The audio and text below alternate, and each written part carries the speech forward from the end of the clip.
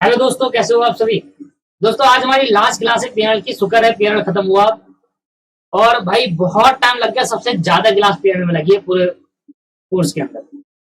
अब देखा होगा एनपीओ में भी इतनी क्लास अभी नहीं लगेगी जितने पीएनएल में लगी है। एनपीओ की क्लास आपको जाकर देखो तो आपको एक बात मैं जरूर क्लियर कर दूं, पीएनएल के बाद ही जाकर एनपीओ करना है सर।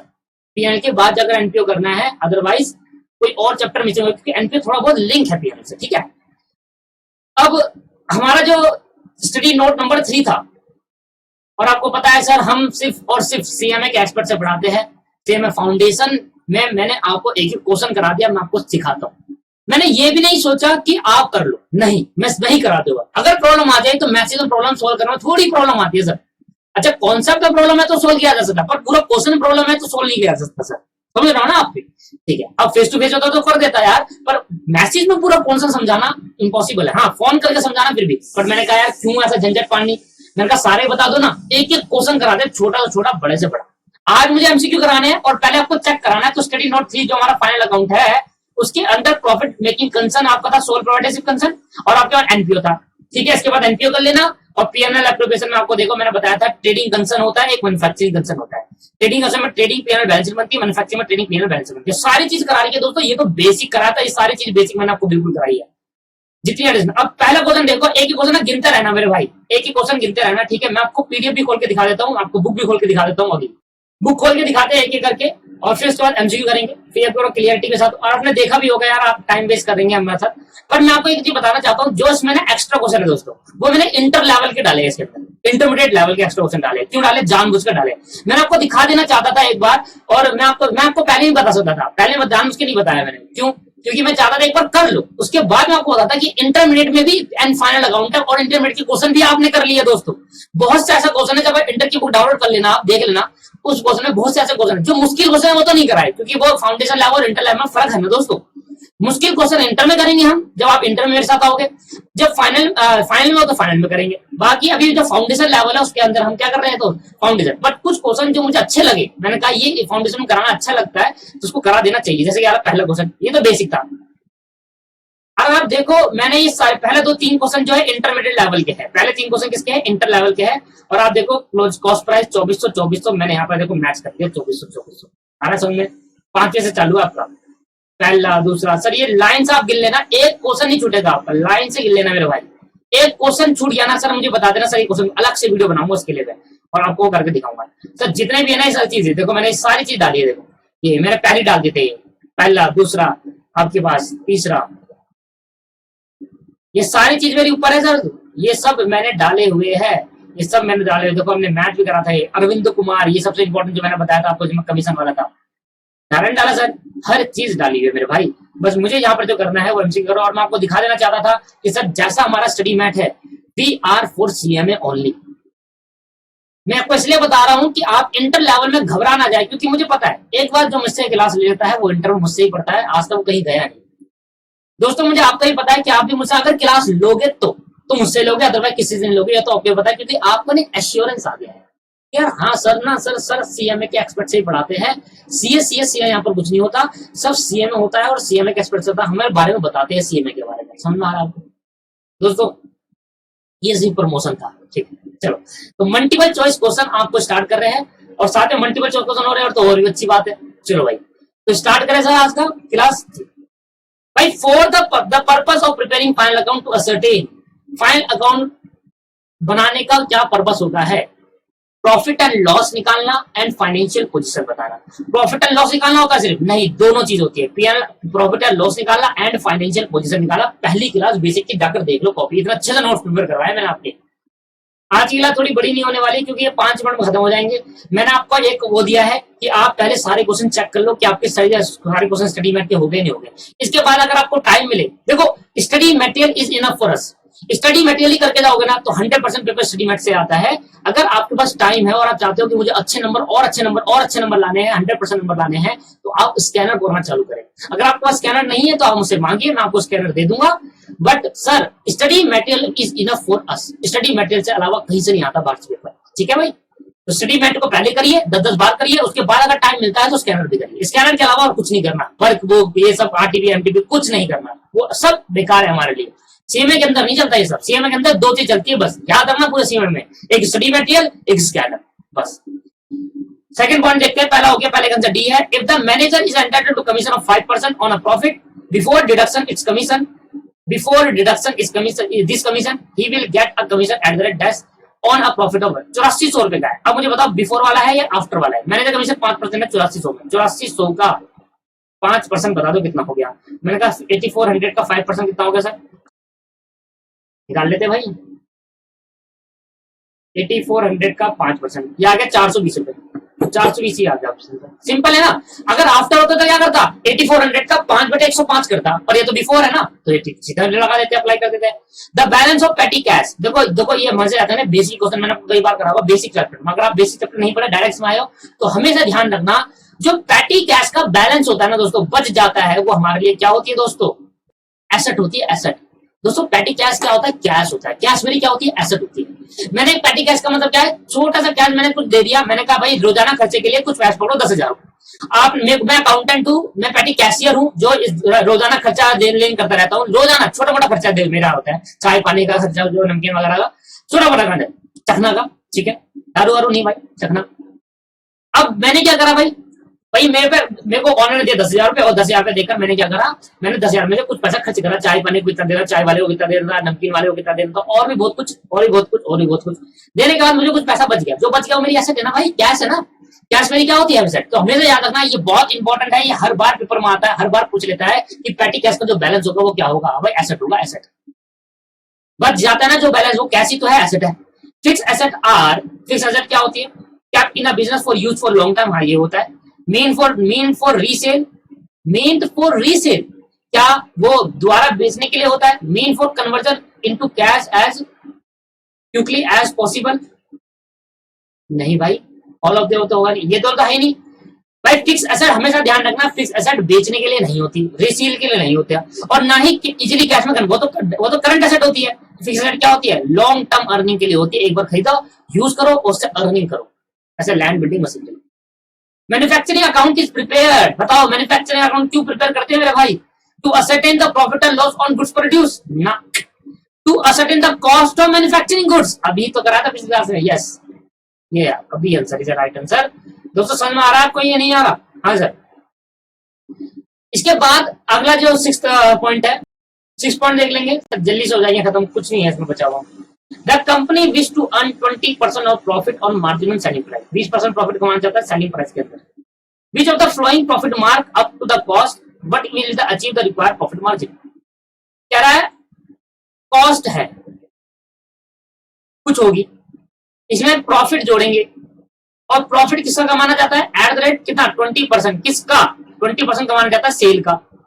अब सेल मुझे पता नहीं किसका कमाना चाहता है, सेल का, तो मैं इसको मान लिया 100, सेल का 20% क्या होगा 20, तो बताओ कॉस्ट कितने के बराबर होगी सर, कॉस्ट होगी 80 के बराबर, ये तो क्लियर है।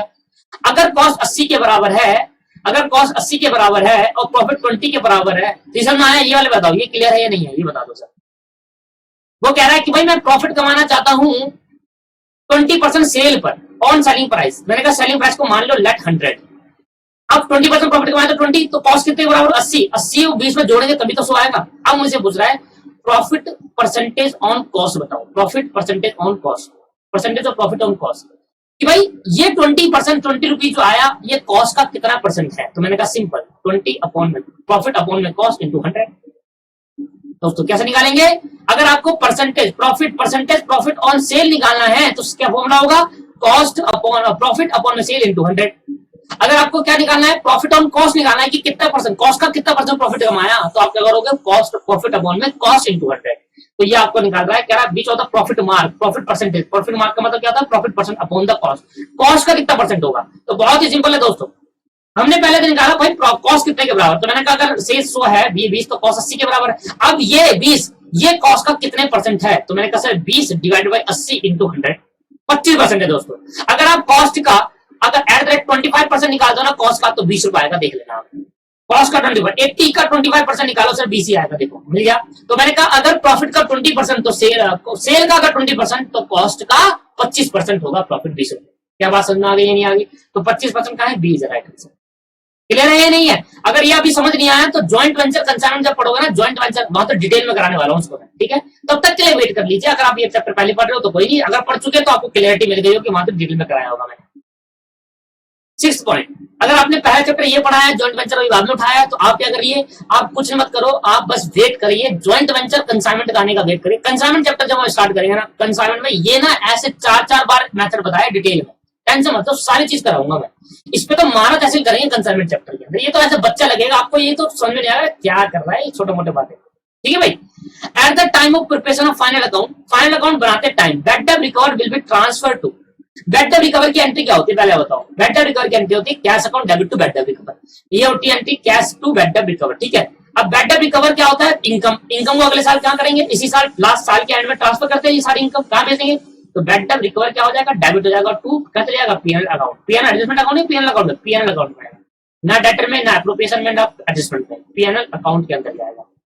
एक बार आपको बता दूं, profit and loss appropriation account और profit and loss adjustment account, adjustment account बोलते हैं रिवैल्यूएशन अकाउंट, ठीक है, एक्टिविजन में अलग होता है। Depreciation appear in trial balance should be, depreciation जो ट्रायल बैलेंस के अंदर है तो उसको कहां जाएगा, डेप्रिसिएशन अगर ट्रायल बैलेंस के अंदर होगा तो वन साइड एरर होगा, वन इफेक्ट होगा। डेप्रिसिएशन अगर ट्रायल बैलेंस के कहां जाएगा, डेबिट साइड में जाता है, अगर डेबिट साइड में तो डेबिट इफेक्ट होगा। बताओ डेप्रिसिएशन दो इफेक्ट कहां होते हैं, एक प्रॉफिट एंड लॉस के डेबिट साइड पे, एक एसेट में से माइनस। डेबिट इफेक्ट होता है पीएनएल के डेबिट साइड पे वाला, ये इज राइट आंसर। अगर डेप्रिसिएशन ट्रायल बैलेंस में शो होता है तो एक इफेक्ट होगा, वो भी पीएनएल के डेबिट साइड पे, क्योंकि वो डेबिट साइड में दिखता है। Gross profit is equal to sale minus cost of goods sold, sale minus COGS, gross profit आ जाएगा, sale minus closing stock plus purchase, none of this, और opening stock plus purchase minus closing stock, this is COGS, is right answer. Sale minus cost, sale minus cost क्या आ जाएगा, gross profit आ जाएगा। The profit and loss account show the financial result of the concern of the period, एक period का financial result दिखाता है। Financial position, profit and loss account क्या दिखाता है, प्रॉफिट या फिर लॉस दिखाता है। फाइनेंशियल पोजीशन तो बैलेंस शीट दिखाती है, तो होगा नहीं। Cost of goods sold during the, ये भी नहीं होगा, कॉस्ट तो ना बताता है। Financial result of the concern for a particular date, एक डेट के बारे में बताएगा, पीरियड के बारे में। देखो डेट और पीरियड में समझो, डेट का मतलब होता है कि एक दिन की बात बताएगा, वो होती है बैलेंस शीट बताती है, और पीरियड का मतलब पूरे साल की बातें बताएगा। तो प्रॉफिट एंड लॉस अकाउंट एक दिन की बात बताएगा, पर्टिकुलर डेट की, या पूरे साल का प्रॉफिट एंड लॉस बताएगा, पूरे साल का। दोस्तों इज राइट आंसर। पीरियड और पर्टिकुलर डेट में डिफरेंस है। पीरियड का मतलब क्या हुआ, पीरियड का मतलब हुआ सर पूरे साल की बातें बताता है, और बैलेंस शीट पर्टिकुलर डेट की बातें बताता है। हमेशा ध्यान रखना, प्रॉफिट एंड लॉस अकाउंट पूरे साल की लिखते हैं, इसलिए लिखते हैं फॉर द ईयर एंडेड, और बैलेंस शीट में लिखते हैं एज ऑन। एज ऑन का मतलब एक दिन की बातें बताएगा, और फॉर द ईयर एंडेड मतलब पूरे साल की बातें बताएगा। दोस्तों क्लियर है या नहीं है? आगे बढ़ते, अरे कहां पूछ रहे, एमपीओ में जंप कर दे भाई, ठीक है भाई। अब 11वां देखना, which of the following is not a financial statement, कौन सी financial, balance sheet financial statement होती है, PNL account financial statement balance sheet होती है, fund flow statement financial statement होती है, और ट्रायल बैलेंस कब से फाइनेंशियल स्टेटमेंट हो गई, फाइनेंशियल स्टेटमेंट ट्रायल बैलेंस को फाइनेंशियल स्टेटमेंट नहीं होती। देखो financial statement fund flow, sir fund flow statement क्या होती है, फंड का आना जाना देखते हैं, जैसे कैश फ्लो स्टेटमेंट सीखा था ना आपने कभी, कैश का आना जाना, इससे फंड से रिलेटेड। अब फंड फ्लो स्टेटमेंट आगे जाकर ना आप कॉस्टिंग लेवल के अंदर बढ़ोगे, फंड फ्लो स्टेटमेंट, तो वहां जाकर आपको डिटेल में पता चलेगा fund flow statement. Fund flow का मतलब फंड का आना जाना, इसके लिए स्टेटमेंट बनाते हैं, इसलिए पार्ट ऑफ फाइनेंशियल स्टेटमेंट। अब कौन सा पार्ट है फाइनेंशियल स्टेटमेंट का, ट्रायल बैलेंस। ट्रायल बैलेंस कोई फाइनेंशियल स्टेटमेंट होगा, ट्रायल बैलेंस बनने के बाद फाइनेंशियल स्टेटमेंट बनती है, ठीक है भाई। Based on which the following concept, share capital account show in the liability side of the balance sheet. Share capital account, capital share छोड़ो, शेयर को इग्नोर करो, कैपिटल अकाउंट बैलेंस शीट में जाता है, ठीक है। क्यों जाता है, as per business entity concept. Business अलग और अलग तभी तो कैपिटल दिखाते हैं कि हमारी लायबिलिटी है। बिजनेस एंटिटी कंसेप्ट क्या कहता है, ऑनर अलग बिजनेस अलग, ऑनर अलग बिजनेस अलग। तो बिजनेस आपका ऑनर जो पैसा लगाएगा बिजनेस के अंदर एज अ कैपिटल, शेयर को भूलो, ऑनर जो कैपिटल लगाएगा बिजनेस के अंदर एज अ कैपिटल लगाएगा, तो बिजनेस के लिए क्या बन जाती है, लायबिलिटी। किस कंसेप्ट की वजह से, बिजनेस एंटिटी कॉन्सेप्ट की वजह से। क्लियर है नहीं है? शेयर कैपिटल का इंक्लूड किया यहाँ पर, share capital means authorised capital, जो वो होती है कंपनी की। Closing stock appear in the trial balance is show in, अगर क्लोजिंग स्टॉक ट्रायल बैलेंस में शो होता है तो बताओ ये कहां पर जाएगा। अगर क्लोजिंग स्टॉक, देखो ट्रेडिंग एंड बैलेंस शीट में तो नहीं जाएगा, क्योंकि क्लोजिंग स्टॉक ट्रायल बैलेंस हो रहा है तो एक ही इफेक्ट होगा, या तो पीएल अकाउंट के अंदर, पीएल अकाउंट कहां से आएगा, ट्रेडिंग अकाउंट में जाता है, या तो ट्रेडिंग में जाएगा या बैलेंस शीट में जाएगा। सर ट्रेडिंग में नहीं जाएगा, बैलेंस शीट में जाता है, क्योंकि क्लोजिंग स्टॉक जब ट्रायल बैलेंस के अंदर शो होता है वो डेबिट साइड पर शो होता है, और ट्रेडिंग वाला इफेक्ट क्रेडिट होता है, डेबिट वाला इफेक्ट होता है बैलेंस शीट की एसेट साइड वाला, सिर्फ बैलेंस शीट ओनली जाएगा। क्लियर है या नहीं? अब आपको समझ में आ रहा है, जो बातें मैंने आपको पढ़ाई थी वही एमसीक्यू, एमसीक्यू अगर नहीं भी करोगे 100% नंबर ले आओगे मेरे भाई। 14 क्वेश्चन क्या है, consider following data, identify the amount which is deduct from the सन्डी data in the balance sheet. Balance sheet में सन्डी डाटा में क्या करना पड़ेगा, देखो न्यू प्रोविजन माइनस होगा, बिल्कुल सही बात है। ओल्ड प्रोविजन माइनस नहीं होता, ट्रायल बैलेंस वाला बेटर माइनस नहीं होता। क्या माइनस होगा, सिर्फ 800 रुपए, सिर्फ 800 रुपए माइनस होगा। आपको पता है ना, ट्रायल बैलेंस वाला डेटर में से माइनस नहीं होता। डेटर में से क्या माइनस होता है, जो एडिशनल इन्फॉर्मेशन होती है, जैसे फर्दर बेटर या new provision, old provision. Old provision trial balance के अंदर न्यू प्रोविजन लिखा है यहाँ पर, करंट ईयर प्रोविजन 800 रुपए है। तो सिर्फ क्या कह रहा है, कह रहा है बताओ कौन सा अमाउंट डेटर में से डिडक्ट होगा। हमने कहा सिर्फ 800 रुपए डेटर में से डिडक्ट होगा और कुछ अमाउंट डिडक्ट नहीं होता। क्यों, ट्रायल बैलेंस वाला डिडक्ट नहीं होता, ट्रायल बैलेंस है। सर ये ट्रायल बैलेंस के अंदर नहीं है, ये ट्रायल बैलेंस नहीं है आपके पास, ये कह रहा है फ्रॉम ट्रायल बैलेंस। और ओल्ड प्रोविजन ट्रायल बैलेंस के अंदर होता है हमेशा, आपको पता है। और प्रोविजन कहीं नहीं होता। ओल्ड प्रोविजन का मतलब पिछले साल का जो बच गया। दोस्तों ये ट्रायल बैलेंस वाले आइटम कभी भी डेटर में से माइनस नहीं होगा, क्योंकि ऑलरेडी हो चुके। अलग से बैलेंस शीट में माइनस नहीं होगा। अलग से बैलेंस शीट में माइनस क्या होगा, जो करंट ईयर का प्रोविजन होगा और करंट ईयर का फर्दर बेटर होगा। ठीक रहेगा, समझ में आगे बात। और last part, inventory is, inventory क्या होती है मेरे दोस्त, it are part of current asset. Inventory क्या होती है, करंट एसेट का पार्ट होता है दोस्तों। इन्वेंट्री क्या होती है, करंट एसेट। इन्वेस्टमेंट नहीं होती, पहली बात तो। टेंजिबल, इंटेंजिबल ऐसे कहां से होगी भाई, इन्वेंट्री छुआ जा सकता है। Include in the category of fixed asset ना, फिक्स्ड एसेट कहां से होगी, इन्वेंट्री क्या होती है, करंट एसेट होती है, इजीली कैश में कन्वर्ट हो जाती है। करंट एसेट क्या होती है, जो with in 1 year easily cash में कन्वर्ट हो जाए। एक बार आप चेक कर लेना भाई, क्या पता कुछ मिस्टेक होता है, मुझे बता देना, ठीक है। अब इसको देखते हैं, 701 से लेकर insurance prepaid, prepaid insurance is an asset. Obvious ही बात है, वो खर्चा जो पे करना नहीं था फिर भी कर दिया, एसेट है। अगर भाई सेल इतने की है, the rate of GP on cost on goods sold इतना। भाई देखो सेल आपको दे रखी है और ये cost of goods sold, GP on cost दे रखा है। मतलब आपके पास कॉस्ट है, तो मतलब जीपी है,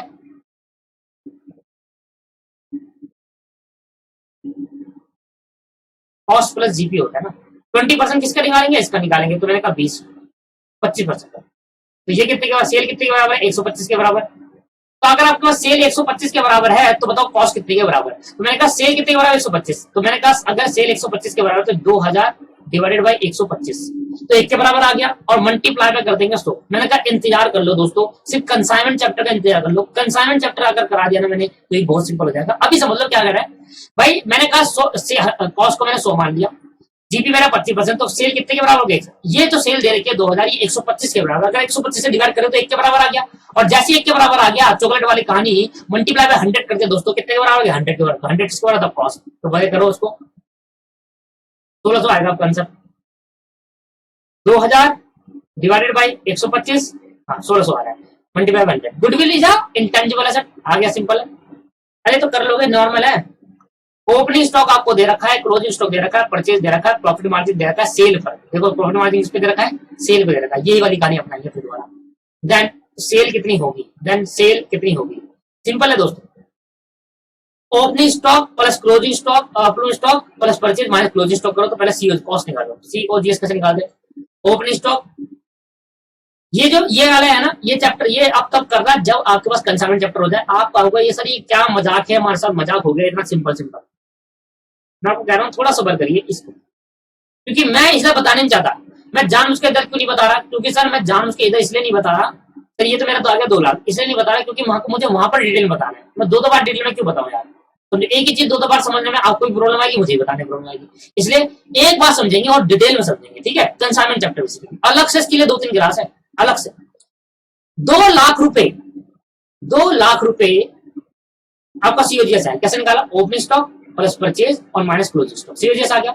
अब सीओजीएस में क्या ऐड करते हैं, जीपी ऐड करते हैं और से आ जाती है सेल आ जाती है। अब सेम प्रोसीजर, अगर मेरा कॉस्ट, पहले मैं निकालता हूं सेम, अगर मेरा कॉस्ट, अगर मेरा सर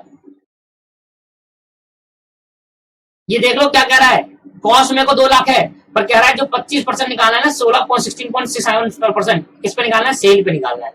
प्रॉफिट किसको होना चाहिए, 16.67 किसको होना चाहिए, सेल पे। तो सेल को अगर 100 मानेंगे और ये अगर जिस पे निकालना होता है ना दोस्तों उसको 100 माना करते हैं, जिस पे निकालना होता है उसको 100 मानते हैं। 16.67 ये आ गया, इसका निकालेंगे 100%, तो ये कितना होगा। तो मैंने कहा भाई 100 में से माइनस कर देंगे 16.67, तो आपके पास 83.33 आ गया, 83.33 आ गया। 83.33 कॉस्ट होगी, जीपी कितना होगा तो सेल इतनी होगी, ठीक है। अब मुझे बताओ कॉस्ट जो 2 लाख रुपए वो कितने के बराबर है। चलिए 2 लाख रुपए ये 80.83.33 है। अब इसको 80.33 से डिवाइड कर दो तो सर 2 लाख को 83.3333 ले जाना लास्ट तक, तभी एक्यूरेट आंसर आएगा। लास्ट तक ले जाना 3.33 और मल्टीप्लाई में 100 कर देना। क्या कर देना? 100 कर देना। सेल निकाल लेना, हाँ 100 कर देना, आपका आंसर आ जाएगा दोस्तों। 2 लाख रुपए डिवाइडेड बाई 83.3333% एंड तक ले जाओ, एंड तक ले जाओ बिल्कुल कैलकुलेटर की, और मल्टीप्लाई में से 100 कर देना, आपका 2,40,000 आ गया। कितना आ गया सर? 2,40,000, बिल्कुल सही आंसर। समझ में आया दोस्तों? ये बात समझ में आ रही है? शायद आपने पहले भी कहीं ना कहीं पढ़ाई यारी बारी में। सिंपल है दोस्तों, जिस पे निकालना है उसको 100 मानो, ठीक है। बाकी कंसाइनमेंट चैप्टर अगर मैं कहूं तो कंसाइनमेंट चैप्टर के ले लू जाओ, ठीक है। अगर नहीं समझना है तो यहाँ पर समझ लो, सिंपल है भाई। जिस पे निकालना है उसको 100 मान लिया, इस पे निकालना, अगर उस पे निकालना उसको 100 मानोगे, फिर रिमेनिंग ये बच जाएगा। ये किसके बराबर है? 100%, 83 पर जो भी देखो 2 लाख रुपए देखिए कॉस्ट वो 83.33 के बराबर है। 83.33 से डिवाइड करा, 1 के बराबर गया, और जिस पे निकालना है 100 निकालना, 100 के बराबर कर दिया। चला एवरेज स्टॉक आपके पास क्या होता है? एवरेज स्टॉक का मतलब क्या होता है? Opening stock plus closing stock divide by 2। Average stock होता है opening stock plus closing stock divided by 2 is average stock. देखो सर, एवरेज स्टॉक का क्या हुआ? एवरेज स्टॉक क्या होता है? एवरेज स्टॉक होता है स्टॉक का average. Sir opening stock plus closing stock divided by 2 होता है एवरेज स्टॉक, ठीक है। ये बात याद आएगी। तो कह रहा है एवरेज स्टॉक 12,000 रुपए है। मैंने कहा एवरेज स्टॉक कितना है सर? 12,000 रुपए है। और क्या कह रहा है सर? क्लोजिंग स्टॉक मेरा 3,000 ज्यादा है ओपनिंग स्टॉक से। क्लोजिंग स्टॉक 3,000 ज्यादा है ओपनिंग स्टॉक से। मैंने यहाँ पर लेट करा, मैंने लेट करा कि मैंने कहा भाई क्लोजिंग स्टॉक ज्यादा है ओपनिंग स्टॉक से, तो मैंने कहा लेट ओपनिंग स्टॉक को मैंने मान लिया एक्स। तो बताओ क्लोजिंग स्टॉक क्या है? क्लोजिंग स्टॉक 3,000 ज्यादा है, तो मैंने एक्स प्लस 3,000। आई बात समझ नहीं आई? बता दो, दोबारा बता देता हूं मैं। कह रहा है भाई ओ क्लोजिंग स्टॉक क्या है? 3,000 more than the opening stock. जितना ओपनिंग स्टॉक होगा उसका 3,000 ज्यादा होगा क्लोजिंग स्टॉक। अगर मैंने कहा क्लोजिंग स्टॉक में एक्स है, तो एक्स जितना भी होगा उस पर 3,000 और काट दूंगा, तो क्या देगा क्लोजिंग स्टॉक। तो मैंने कहा ओपनिंग स्टॉक मेरा एक्स है, क्लोजिंग स्टॉक मेरा एक्स प्लस 3,000 है, और डिवाइडेड बाई 2 उठा के इधर भेज दिया, तो 12 दूनी 24,000 हो गया। और ये 3,000 इधर आके क्या कर दिया? माइनस का हो गया 3,000, इधर बच गया 2x। तो एस की वैल्यू क्या आ गई दोस्तों? एस की वैल्यू क्या आ गई भाई? ये आ गया 21,000 रुपए, ठीक है। एस की ये 2x है, 24 में से 3,000 गए तो 21,000, ये 2x का 2x। समझ में आया नहीं आया भाई? इस 2 को उठाकर पहले यहाँ 24,000, इस 3,000 को उठाकर माइनस कर दिया जाए, तो एस की वैल्यू क्या आ गई? एक्स इज इक्वल टू क्या आ गया? 21,000 डिवाइडेड बाई 2। 2 बन जा 2, आपके पास ये रहेगा नहीं है, ठीक है सर। 10,500 आया, 10,500 आ गया। तो एस की वैल्यू कितनी आई? 10,500। बताओ एक्स क्या माना था? एक्स को माना था सर क्लोज ओपनिंग स्टॉक, तो ओपनिंग स्टॉक 10,500 हो गया। तो बताओ क्लोजिंग स्टॉक कितना आ गया? 10,500 में 300 और जोड़, 3,000 और जोड़ देंगे तो 13,500। भाई क्या समझ में आया नहीं आया? बता दो सर। एवरेज स्टॉक क्या होता है? Opening stock plus closing stock divide by 2। Average stock का एवरेज करना, opening plus closing divide by 2 average कर दिया। किसी भी चीज का एवरेज करने के लिए जितना को लस कर रहे हो उतने से डिवाइड कर दो। पर अगर ये समझ में आ गया ना ये वाला पॉइंट, तो आपको क्लियर हो गया। ये पॉइंट इसके ऊपर लिखना है यहाँ पर पहले। ओपनिंग स्टॉक को एक्स मानेंगे और क्लोजिंग स्टॉक ओपनिंग स्टॉक से 3,000 ज्यादा है। अगर ओपनिंग एक्स है तो एक्स प्लस 3,000। मैथमेटिक्स नहीं आती है, उसके बाद सोल्व करना है, सवाल खत्म हो गया। तो आपका आंसर आया 13,500। कह रहा है the value of closing stock कितनी होगी? मैंने कहा 13,500 होगी। ओपनिंग स्टॉक की वैल्यू कितनी होगी? मैंने कहा 10,500। क्लोजिंग स्टॉक की वैल्यू 13,500। क्लियर? छठा हो गया, सातवां हो गया। Dash contain closing balance of real and personal account. Dash contain closing balance, बिल्कुल ऑब्वियस ही बात है सर। बैलेंस शीट के अंदर ही रियल और पर्सनल अकाउंट का बैलेंस दिखता है। रियल अकाउंट फॉर एसेट और पर्सनल अकाउंट फॉर लायबिलिटी। याद रहेगी, रियल अकाउंट क्या होते हैं? एसेट होती है। पर्सनल अकाउंट क्या होगा? लायबिलिटी। और सारे बैलेंस जो बच जाते हैं वो बैलेंस शीट में शो होते हैं। Balance sheet contain the closing balance of real account and personal account. Expense due but not yet paid as known है। वो एक्सपेंस जो पे करना था पर पे नहीं किया, आउटस्टैंडिंग एक्सपेंस। ओल्ड प्रोविजन बैटअप, मैं नहीं करूंगा इसके लिए तो इतनी जी जान लगा दी है भाई। अब ये भी अगर नहीं आया ना तो गंद हो तुम। ओल्ड प्रोविजन 4,000 दे रखा है, डेटर आपको 50,000 देगा। न्यू प्रोविजन 10% क्रिएट करना है सन्डी डेटर विद अमाउंट। भाई देखो 10% कितना होगा? 50,000 का 5,000, 4,000 पहले से है, तो आप कितना और निकालना पड़ेगा पेमेंट अकाउंट से अंदर? 1,000 रुपये। सिंपल है ना? ये नहीं है भाई। 50,000 डेटर है, 10% निकालना है। 10,000 50,000 का 10% कितना हो गया? 5,000 नया प्रोविजन क्रिएट करना है। पहले से 4,000 पड़ा हुआ है हमारे अकाउंट के अंदर, 1,000 और निकालो, हो गया 5,000। We are discount but not due. Bill receivable discount था, डिस्काउंटेड था, but due not due till the date of final account is so in a footnote. तो एक नया कंसेप्ट है। ये क्या होता है? जब बीआर क्या होता है? डिस्काउंट होता है, डिस्काउंटेड। बीआर बिल रिसीवेबल क्या होता है? डिस्काउंट करते हैं। क्या करते हैं? बैंक पर जाकर डिस्काउंट, बिल ऑफ एक्सचेंज पढ़ोगे तो वहां पर क्या होता है कंसेप्ट? हमारे पास जब बीआर होता है हम क्या करते हैं? उसको बैंक से जाकर डिस्काउंट करा लेते हैं। बैंक पर जाते हैं, बैंक को बीआर देते हैं, उससे पैसा ले लेते हैं। जब वो पैसा देते हैं, जब तक वो ड्यू नहीं होता, but not due. Bill discount तो करा लिया, अभी तक बैंक में हमें पैसा नहीं मिला, जब तक हमें पैसा नहीं मिलता तब तक फुट नोट पे दिखाते हैं। फुट नोट क्या होता है? बैलेंस शीट जब फाइनेंस स्टेटमेंट बन जाती है उसके नीचे एडिशनल इन्फॉर्मेशन और दिखाना होता है, फुट नोट। फुट नोट में दिखाना होता है नोट, जिसमें आपको कंपनी अकाउंट किसी का होता है, आपने लिखा नोट टू अकाउंट, वो होता है दोस्तों फुट नोट। ठीक है, समझ में आ गया? ये इग्नोर कर दो, इसको इतना इंपॉर्टेंट नहीं है। फिर मैंने आपको समझा दिया कि वो बिल जो अभी बैंक से डिस्काउंट करा है ड्यू नहीं हुआ, ड्यू नहीं हुआ, डिस्काउंटेड बिल अभी क्या नहीं हुआ, ड्यू नहीं हुआ, पैसा नहीं मिला। ठीक है, तो उसको तब तक कहां दिखाएंगे? Till the date of final account. Final account की डेट तक उसको फुटनोट पर शो करेंगे, उसकी कोई एंट्री पास नहीं की जाएगी। जब वो ड्यू हो जाएगा तब पैसा मिलने लगेगा, तब उसकी एंट्री पास करेंगे। Dash are pass at the end of the year, closing entry are the पास।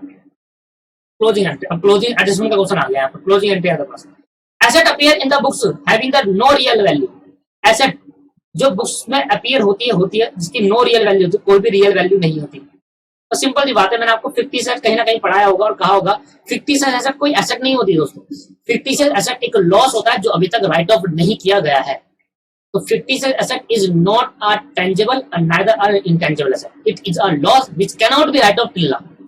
ये ऐसा लॉस होता है जो अभी तक राइट ऑफ नहीं किया गया होता।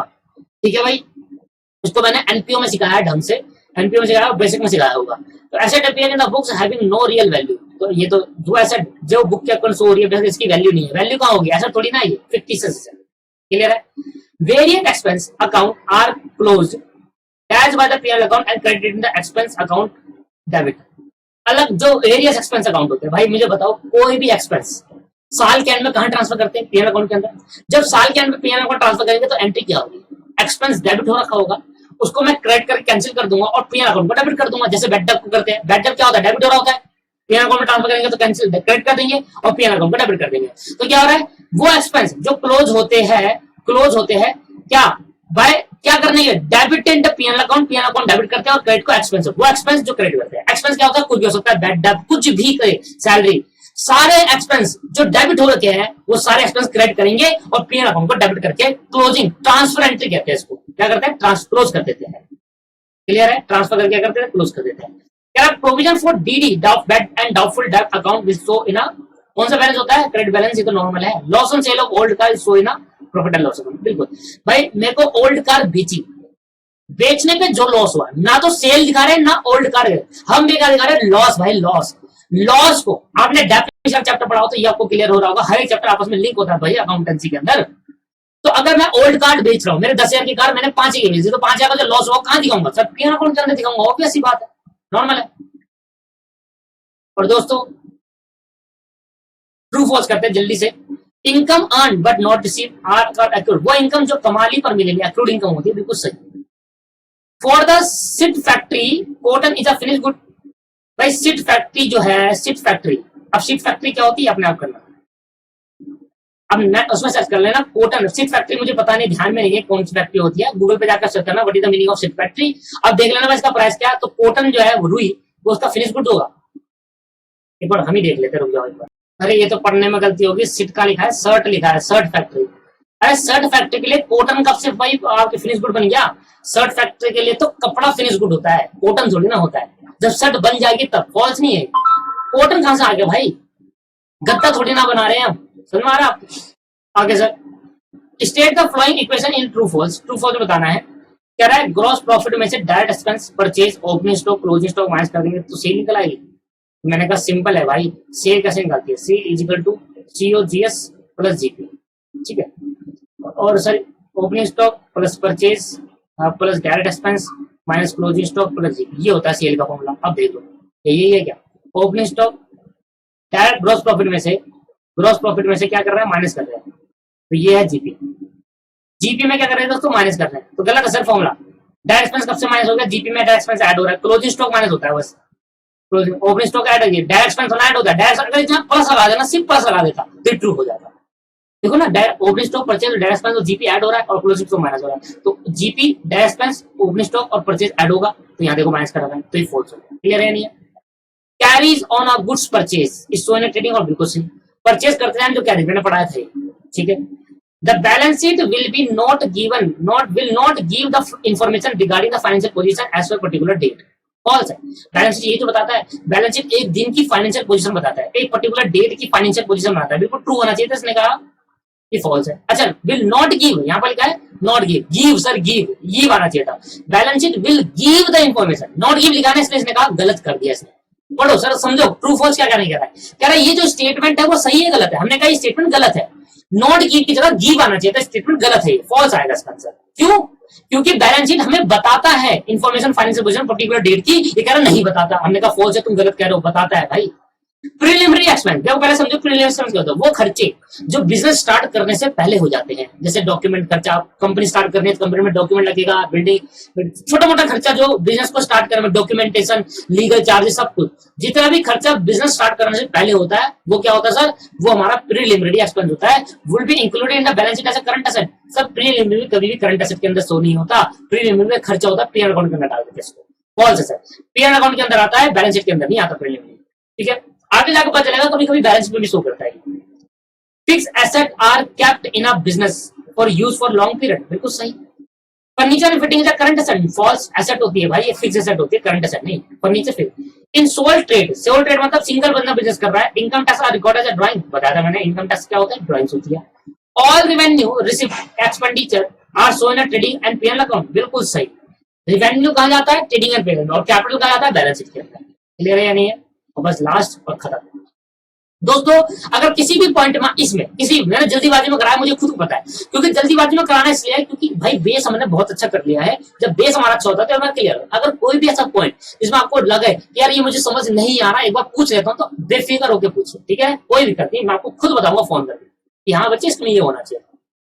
अब ग्रुप 1, ग्रुप ए में क्या है, कैरीज ऑन गुड्स परचेज क्या होगा, ट्रेडिंग ऑन में आएगा। ठीक है, फ्रेट आउटवर्ड, बाहर ले आना खर्चा, पीएनएल अकाउंट के अंदर आएगा, क्रेडिट टू पीएनएल, क्रेडिट नहीं, डेबिटेड टू पीएनएल, दोस्तों पीएनएल अकाउंट में आएगा, debit side. Concept relating PNL account, concept कौन सा यूज होता है प्रॉफिट एंड लॉस अकाउंट के अंदर, मैचिंग कॉन्सेप्ट। कौन सा कॉन्सेप्ट, मैचिंग कॉन्सेप्ट का मतलब क्या होता है, खर्चे और इनकम को मैच करो, बेसिक क्लास हमने पढ़ी हुई है। Package expense is example of distributed overhead, distribution overhead. क्योंकि पैकिंग करना, पैकिंग कब करूंगा, जब मैं डिस्ट्रीब्यूट करना जाऊंगा, गुड्स बन चुके हैं, गुड्स बनने के बाद क्या करूंगा, डिस्ट्रीब्यूट करने जाऊंगा, तो तभी तो पैकिंग करूंगा। एप्रिटेंसिव प्रीमियम रिसीव्ड, भाई कुछ भी, एप्रिटेंसिव प्रीमियम रिसीव्ड क्या होगा सर, क्रेडिट होगा, इनकम है या नहीं है, क्रेडिट पीएनएल अकाउंट, क्रेडिट क्या होगा, credit of PNL account. Gross profit rate sale on 20%, sale का क्या 20%, तो 25% क्या होगा, कॉस्ट होगा। अभी दिख रहा था, अगर सेल का 20% है तो कॉस्ट का 25% होगा। ठीक है, अभी बता दो ऊपर वाली कहानी, सेल का 20% तो 100, 25, सेल का 20% 20, और ये 80 होगा, तो 80 अपॉन में 80, 20 अपॉन में 80 इन टोटल, कॉस्ट अपॉन में प्रॉफिट, प्रॉफिट अपॉन में कॉस्ट, सॉरी प्रॉफिट अपॉन में कॉस्ट इनटू 100, तो cost sale profit on cost निकल जाएगा हमारा परसेंटेज। सैलरी आउटस्टैंडिंग क्या होगा सर, सैलरी आउटस्टैंडिंग वो सैलरी जो पे करनी थी पर पे नहीं की, तुम्हारा representative of personal account. Salary outstanding क्या होता है, पर्सनल अकाउंट को रिप्रेजेंट करता है। ये 3 तरीके के पर्सनल अकाउंट होते हैं, नेचुरल और आर्टिफिशियल और रिप्रेजेंटेटिव। सैलरी क्या होगा, रिप्रेजेंटेटिव हो गया पर्सनल अकाउंट। प्रीपेड रेंट, वो रेंट जो पे करना नहीं था फिर भी कर दिया, एसेट है मेरी। Fix deposit and bank, bank मैंने फिक्स डिपॉजिट करा दिया, बैंक में fix deposit in a bank, bank में फिक्स डिपॉजिट करता है, नॉट अ फिक्स एसेट। ये हमारी फिक्स एसेट नहीं होती, ये हमारी इन्वेस्टमेंट होती है दोस्तों। बैंक में हमने अगर एफडी करा दी, कुछ इन्वेस्ट करा पैसा, बैंक में क्या करा, मेरे पैसा सेविंग अकाउंट में था, मैंने उससे क्या कर दी, फिक्स डिपॉजिट करा दिया, मैंने इन्वेस्ट कर दिया पैसा बैंक के अंदर, तो ये not a fix asset, it is a investment. क्या होगी ये, investment, not a fix asset. सही है ना, नॉट अ फिक्स एसेट नहीं है, क्या है, इन्वेस्टमेंट है।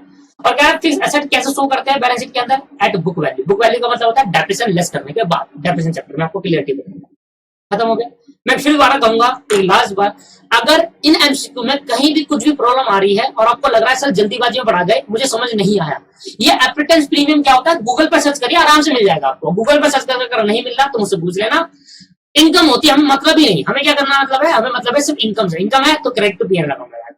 दोस्तों मैं फिर कहूंगा लास्ट में, पीएनएल अकाउंट यहाँ पर खत्म हुआ, और लास्ट में मैं कहूंगा कि अगर आपको किसी भी चीज से प्रॉब्लम है, एमसीक्यू किसी भी कॉन्सेप्ट से प्रॉब्लम है, तो बेफिक्र होकर पूछे। जब तक आप पूछोगे नहीं तो मेरे को कैसे पता चलेगा भाई, मैं कैसे आपकी प्रॉब्लम सोल्व करूंगा। तो आप पूछिए तो सही एटलीस्ट, फिर मैं आपको बताऊंगा मैंने यहाँ पर बताया है। मैं ऐसा बोल दूंगा कि सर यहाँ पर मैंने बताया होगा, यहाँ पर एक बार चेक करिए, नहीं समझ में आ रहा फिर पूछिए, कुछ तो यार सॉल्व करेंगे। बट अगर आप पूछोगे ही नहीं तो यार कैसे बात करेंगे। तो सर पास कराना मेरा मकसद है, किसी भी हालत में अच्छे नंबर लाना है, तो आप कृपया करके मेरे को ऐसा समझे, मैंने कहा ना मेरे को सर मत समझो, मेरे को बड़े भाई की तरह समझो कि भाई बता रहा हूँ कि भाई भैया बता दो या कुछ भी बोल दो, कुछ भी बोल दो भाई, पर सर आप मुझे जरूर पूछिए, कोई प्रॉब्लम नहीं, ठीक है, बेफिक्र होकर, डरिए मत। कभी स्टूडेंट होते हैं तो घबरा जाते हैं कि यार सर से पूछेंगे तो सर क्या कहेंगे, कुछ नहीं कहेंगे भाई, सर कुछ नहीं कहने वाले, भाई भाई बड़ा भाई की तरह समझो, आप बस मुझसे पूछना चालू करो जो भी है, ठीक है। हाँ, फालतू की बात मत पूछना यार, बाकी तो कॉन्सेप्ट रिलेटेड बात जरूर पूछना। Thank you very much, bye bye, pair account close, new chapter will be started, thank you.